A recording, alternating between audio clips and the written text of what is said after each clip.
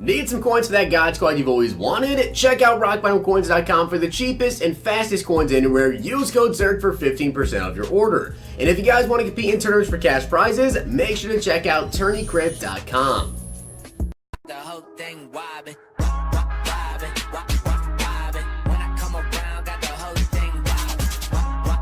What's going on, guys? It's Zirksee coming at you today with another YouTube video, and today I'm going to be telling you guys the top 10 players under 100,000 coins I think you guys need on your team. So that being said, I want you guys to comment down below right now what you want to see me do next, whether it be a specific position, maybe you'd like to see the top 10 players under 200k, 50k, whatever you guys want to see. Does not matter. Underrated players, overrated players, whatever you want to see, comment down below. I'll try to knock that out for you guys over the course of the next couple of days. But if you guys have any other budget beasts, I'm going to say budget because 100,000 coins, some people consider to be a budget beast. I'd say comment down below who else you think is a budget beast under 100,000 coins that you guys have actually played with. And with that being said, let's go ahead and get right into the list.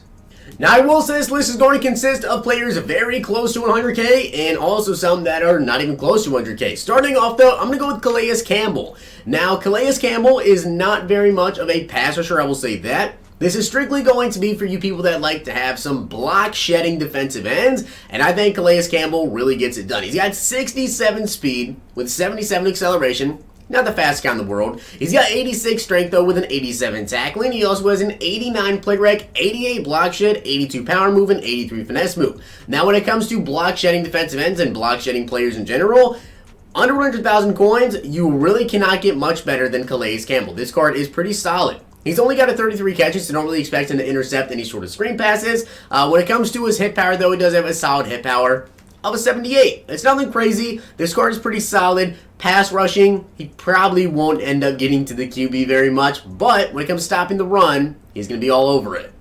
Now, I think if you guys are looking for a speedster wide receiver, that's one of those guys that are not even close to 100k, you need to pick up John Ross. He is 100% needed. Now, I actually did do a little comparison here between these two guys right here, John Ross and Marquise Brown. I'm going to explain to you guys why I think you should go with John Ross over Marquise Brown. Even though you can see by the stats here, it looks like Marquise Brown may actually be the better card, right? Basically, when it comes to these guys, there's only two things that I recommend you have Marquise Brown or John Ross doing currently because their catching stats are not very good. You need them to be wide open in order to make a catch. And to be honest, the biggest difference between 73 spec catch, 67, it doesn't really matter, right? And the deep routing is probably the biggest thing here because you are going to send them both on deep routes, but kick return matters as well. So we take a deeper look into these cards. You can see here, they both have the same speed and the same acceleration. Kick return, 79 to 74. And I'm not just going based off that rating, but you can see here, looseness is one better for John Ross. And when it comes to the spin and juke move, this is actually what made me decide.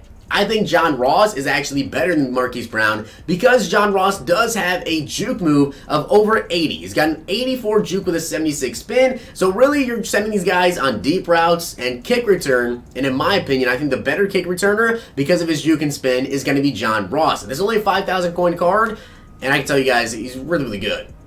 Now, according to my head, Quan Alexander's average price is 100,000 coins. As of right now, it's going for 105k, but I know on Mondays you can get it for probably 90,000 coins. People are ripping packs for flashbacks.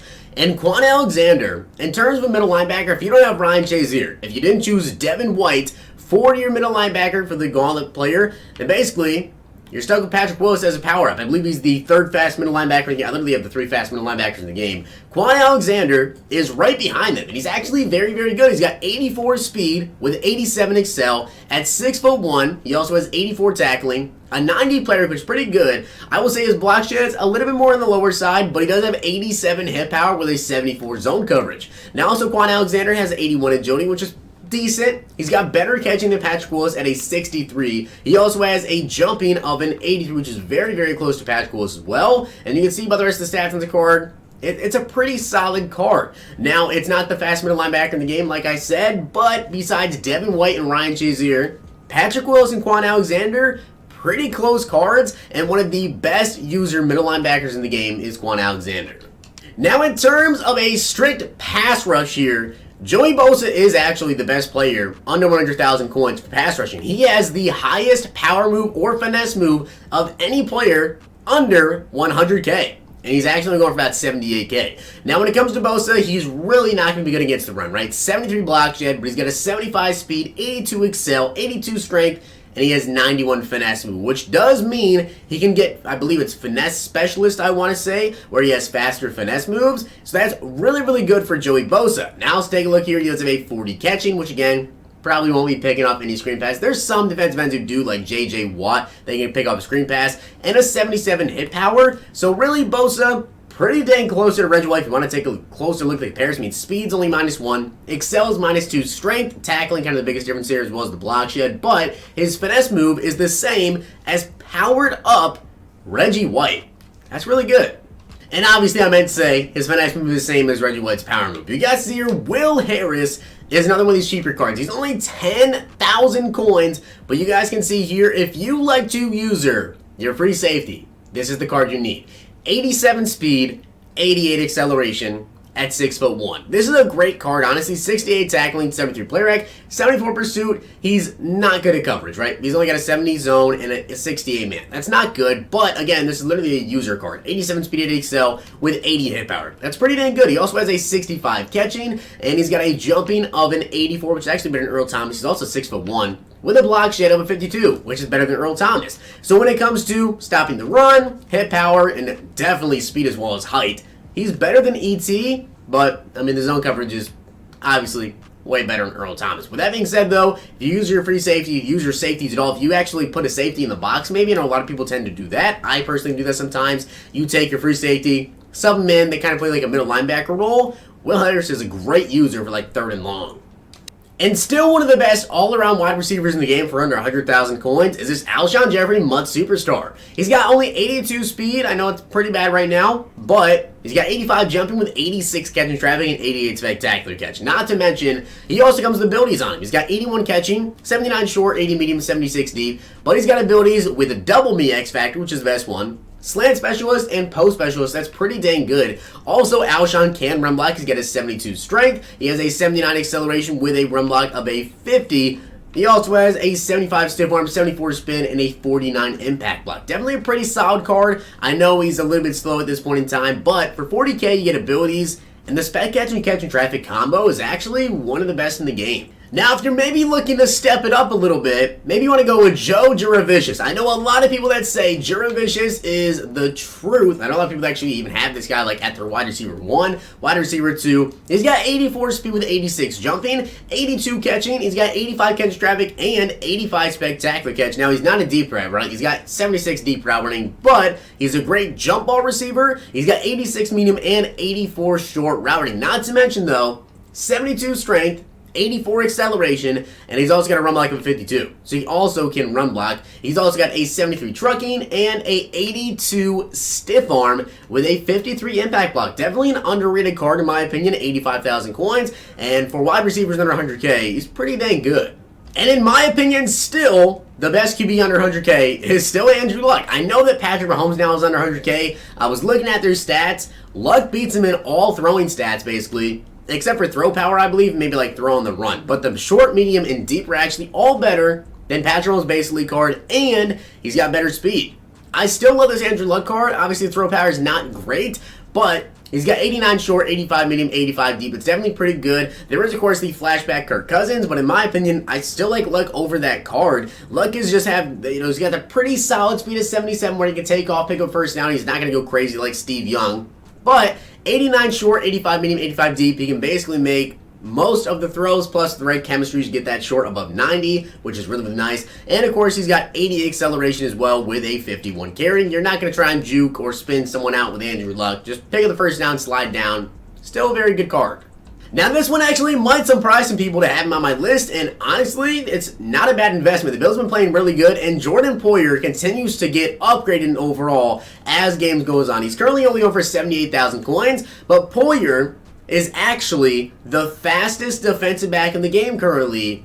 That is 87 zone. There's not a single DB in the game right now that has at least 87 zone with 82 speed.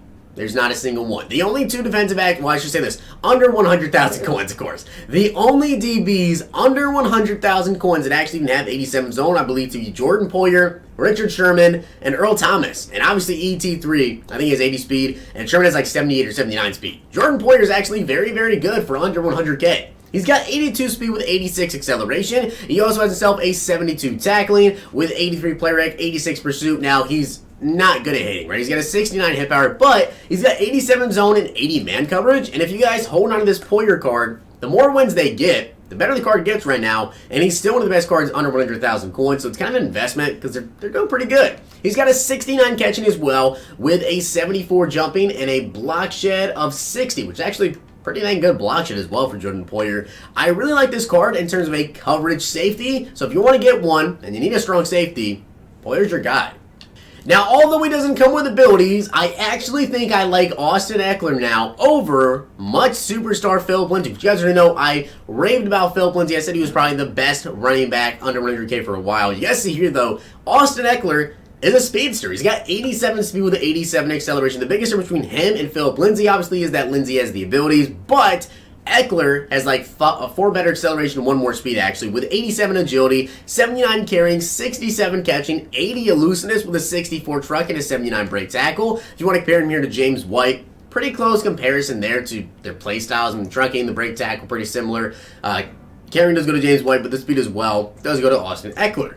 Now, of course, if you take a look here at his elusiveness, it's an 80. His stiff arm, it's a 61. But he's got a 78 spin and an 82 juke move. I really do like this Austin Eklund card, and I think he might be the best running back under 100,000 coins currently. So with that being said, I hope you guys did enjoy the video, and if you did, smack the like button, subscribe, and comment. Let me know down below, though, any players you guys think should be maybe added or someone else you maybe want to take a look at, some other players someone should take a look at for under 100,000 coins. With that being said, though, hope you guys enjoyed the video, and if you did, smack the like button, subscribe, and comment. Thank you guys very much for 91,000 subscribers. I'll see you guys next time.